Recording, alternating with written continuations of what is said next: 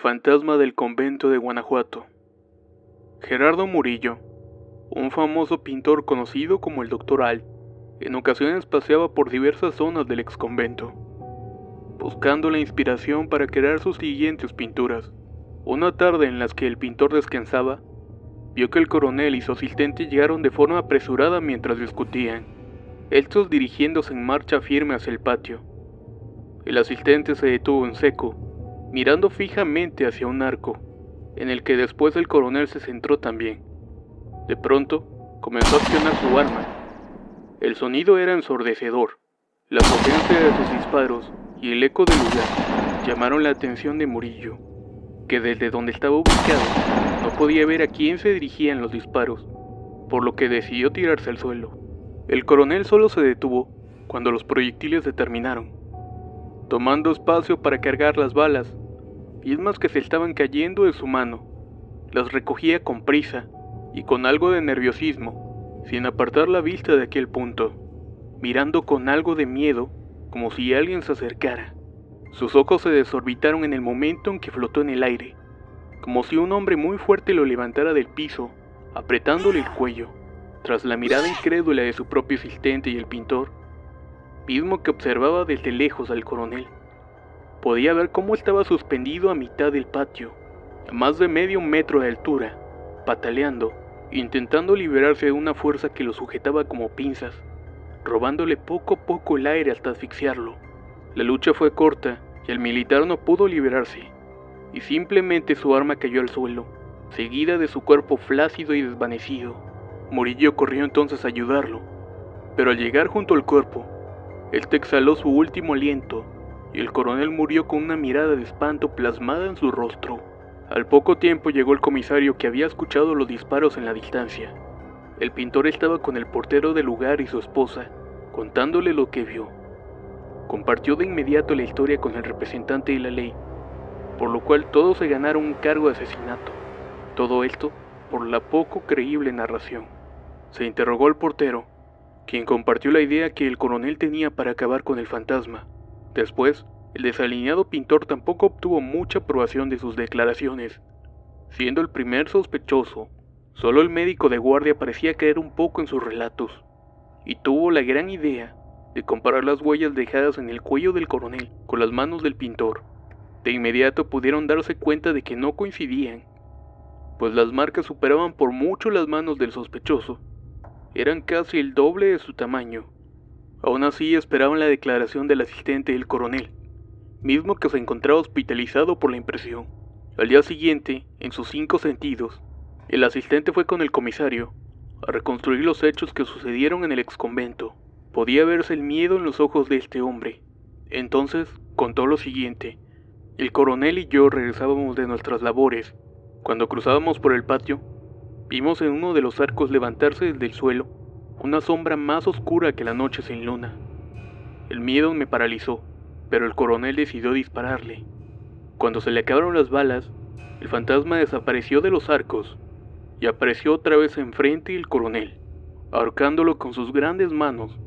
Después de esto, el miedo era tal que caí desmayado. Es que aquello parecía el fantasma de un fraile, pero lucía espantoso, con una cara, y sus manos era titubeante en sus palabras, sin poder describir lo que vio. Simplemente perdió el conocimiento de nuevo.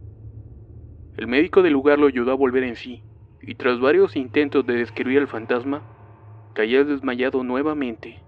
El comisario retiró los cargos, aunque no satisfecho, pues no podía condenar a un fantasma por el asesinato. Cuenta la leyenda que todo esto sucedió en el exconvento de la Merced, en Guanajuato. El fantasma aún se ve por los pasillos. Por los intentos del coronel por acabar con él, no sirvieron de nada.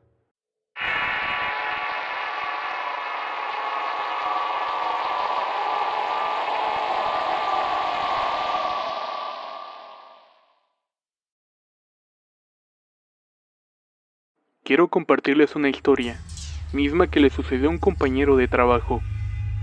Esto ocurrió aproximadamente 7 años atrás. Nosotros trabajábamos en un astillero llamado Bender, ubicado en Congregación Anáhuac, Veracruz. Nos tocaba laborar en el turno de la noche, y él se encontraba en el almacén.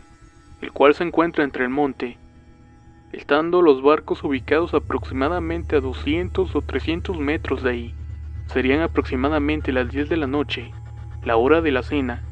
Ya nos encontrábamos preparándonos para cenar, cuando de pronto llega mi compañero que se encontraba en el almacén, corriendo y gritando auxilio. Todos bajamos rápidamente y casi llorando, nos cuenta que afuera del almacén, entre el monte, vio una señora de blanco parada.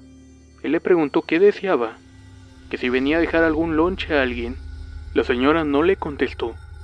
Es más, ni siquiera volteó a verlo, pero dice mi compañero que cuando la vio bien, ella estaba prácticamente flotando en el aire y que no tenía pies. Todos le creímos, pero también nos reímos un poco, ya que anteriormente se nos había dicho que ahí espantaban mucho, pero él se había burlado en esa ocasión. Cabe mencionar que mi compañero es una persona seria y mayor, y que ahí no existen casas cerca, estando el lugar prácticamente rodeado de monte y muy apartado de la población, así que, ¿qué más pudo haber visto?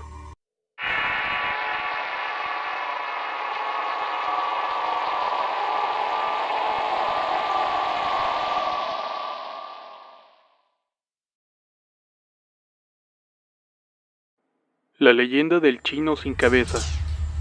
En la época de los años 70, en la escuela primaria 5 de Mayo, ubicada en Avenida Cuauhtémoc y Tercera Avenida de Tampico, se contaba sobre la aparición de un fantasma de un chino sin cabeza, el cual rondaba en la parte más antigua de la escuela, la cual era el foro para las ceremonias, y aparecía de igual manera, tanto en la mañana o en la tarde.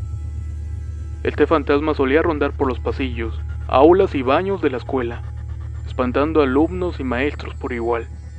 Según la leyenda, años atrás durante la Revolución, este hombre llegó para ser sirviente de un hombre adinerado, el cual tenía una hija muy bella. El sirviente oriental había perdido la cabeza en manos del padre de la mujer a la cual pretendía. Su padre era un hombre de mal carácter, que no aceptaba que su hija fuera pretendida por él, y una noche lo mató cortándole la cabeza y enterrando su cuerpo decapitado en lo que después sería la escuela, y ocultando la cabeza en otra fosa, a metros de separación del cuerpo.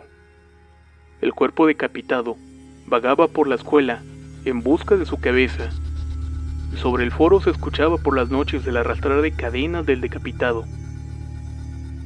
La conserje de la escuela y su nieto, los cuales vivían en un sótano de ahí, decían que por las noches las apariciones y los lamentos eran incesantes. A la fecha, la escuela fue demolida y nadie vive ya en ella. Fueron construidas nuevas aulas, pero por las noches los vecinos comentan que se escuchan ruidos de cadenas y sonidos extraños dentro de la escuela primaria 5 de Mayo.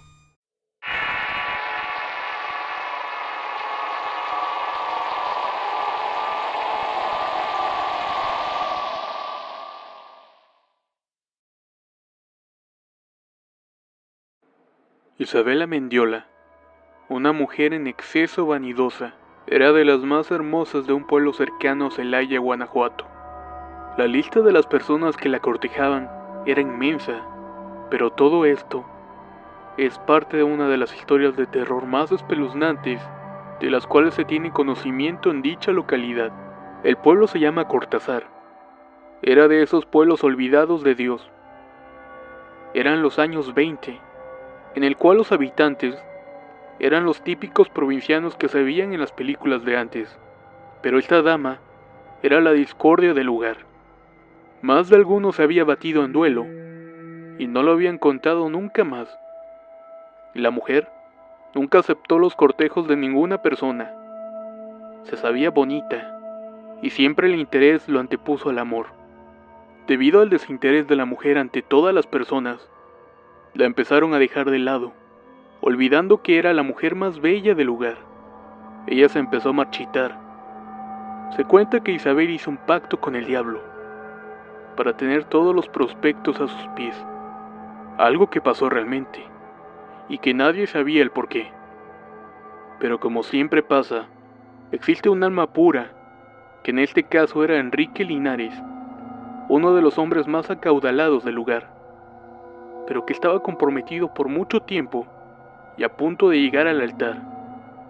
Ella no podía ver a alguien más que no la quisiera. Se buscó la forma de llamar la atención, pero contra el amor, el diablo no tiene poder, y la mujer se empezó a envejecer. Todo lo bonita que era se le empezó a quitar, muriendo en soledad, para que nadie notara lo demacrada que estaba. Así se supo que Isabel Mendiola había muerto sola, vieja y fea, y que su alma la había empeñado por su vanidad.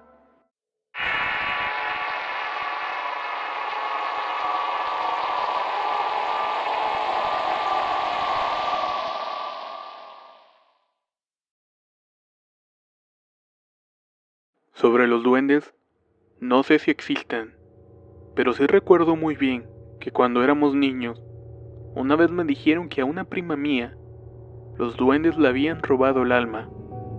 Todo esto ocurrió un día de campo. Al parecer, ella tendría unos 4 años de edad. La cosa es que de pronto mi prima se perdió de la vista de sus padres. La estuvieron buscando por un largo rato, hasta que al final la hallaron. La encontraron tranquila, pero extrañamente tranquila. Generalmente cuando un niño se pierde, estos suelen ponerse bastante nerviosos al momento de no ver a sus padres, pero este no había sido el caso. Pasado cierto tiempo en el día de campo, la extraña pasividad que presentaba la niña les llamó la atención, pues ni siquiera hablaba, o mucho menos balbuceaba. Ellos pensaron que quizás se encontraba cansada por el paseo, así que decidieron regresar a casa. La sorpresa fue mayúscula cuando al pasar los días, mi prima seguía igual. Por fortuna, siempre hay una persona que sabe sobre estas cosas, y que en este caso fue una vecina, una señora ya mayor. Le comentaron lo sucedido, y ésta les explicó que los duendes le habían robado el alma a su hija. Lo bueno de todo esto es que por lo menos tenía una solución. La anciana les explicó que tendrían que ir a la playa, gritar el nombre de la niña al mar, rumbo al horizonte, para que así la niña recuperase el alma. Supongo que cuando te tocan vivir esas experiencias, no piensan en lo extraño que pueda sonar. Estando desesperados, solo importa que la persona que más ama esté bien. Y así lo hicieron. Fueron al mar y gritaron el nombre de su hija. ¡Karina! ¡Karina! Los gritos de mis tíos funcionaron, y poco a poco la niña empezó a sonreír. Luego a hablar, reír y a correr. Había vuelto a ser la misma niña traviesa de siempre.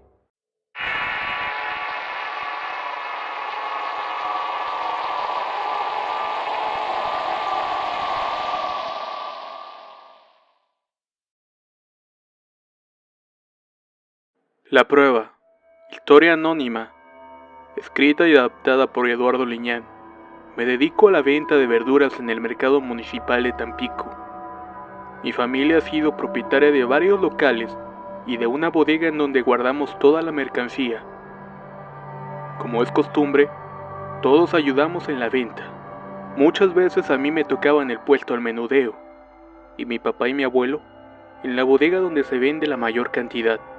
Mi historia comienza un día en que mi abuelo, ya enfermo de su corazón, llega al puesto dentro del mercado y con el rostro pálido y sudoroso, se sienta al lado de mí y con gran esfuerzo me dice: «Hijo, llama a una ambulancia, me siento muy mal». Yo, alertado, le llamo a mi papá y se da cuenta del estado grave de mi abuelo. Entonces, en la desesperación, llamamos a la ambulancia y ésta llegó a recogerlo rápidamente. Mi papá se fue con él. Yo quería irme con ellos, pero mi padre me pidió quedarme en la bodega por cualquier cosa que se ofreciera. A regañadientes me fui para cuidar el local, pero la angustia y la zozobra de no saber de mi abuelo me tenía bastante molesto. El mercado poco a poco se fue quedando solo. Las bodegas seguían abiertas, yo sin saber sobre el estado de mi abuelo. En eso, una extraña visita llega al local. Era una anciana andrajosa, con los cabellos enmarañados y un rostro lleno de arrugas, que se complementaba con una enorme verruga con pelos en su frente. Su aspecto contrastaba con el olor a orines y sudor que despedía. siendo casi insoportable estar cerca de ella sin sentir náuseas. Llevaba una bolsa percudida y comenzó a ver las papayas que tenía en exhibición. Después de tomar una, me habló y me acerqué. Su aliento era putrefacto y el tufo hizo que me doliera la cabeza y me pusiera aún más de malas. ¿Cuánto es de esta papaya, hijo?, me preguntó la anciana con cierto enfado. No vendemos por pieza, doña, solo mayoreo, le dije impaciente. Ándale, no seas malo, véndeme esa. ¿A cómo me la das? Pensando en mi abuelo y queriendo que se fuera rápido para no tener que soportar la peste que despedía, pesé la papaya y le dije, son 15 pesos, doña. La anciana sacó de su blusa un envoltorio. Era un paliacate el cual comenzó a desdoblar para sacar el dinero del monedero viejo y mugriento. Mientras hacía esto, algo llamó mi atención. Era la cantidad de billetes que traía. Era un fajo impresionante de dinero, billetes de 500 y de 1000 pesos. Tomó uno y me lo dio. Mi mente quedó bloqueada por la salud de mi abuelo. Me hizo contestarle molesto e impaciente. Le pregunté que si no tenía cambio, ya que solamente eran 15 pesos. La anciana tomó el fajo de billetes con una mano y comenzó a hurgar en el monedero. Después de un rato, logró juntar la cantidad. Metió la papaya en su bolsa y acomodó los billetes. Amarró el paliacate e hizo el intento por meterlo de nuevo a la blusa, pero en vez de eso, soltó la amarre tirándolo enfrente de mí y empezó a caminar. Uno de los chalanes que estaba conmigo me dijo, ¿ya viste? Solo sin pensar y sin meditarlo mucho. Me agacho para tomar el envoltorio y le grito a la anciana, señora, se le cayó su monedero. La anciana, con pasos lentos y viéndome fijamente, me arrebata el envoltorio y me dice con unas palabras que nunca podré olvidar, muchacho, eres muy afortunado. En eso, voltea y sigue su camino, perdiéndose entre los pasillos mugrientos del mercado. En ese instante suena mi teléfono. Mi papá, que con una voz optimista me dice, hijo, tu abuelo salió del peligro. Está bien, al rato te caemos por ahí.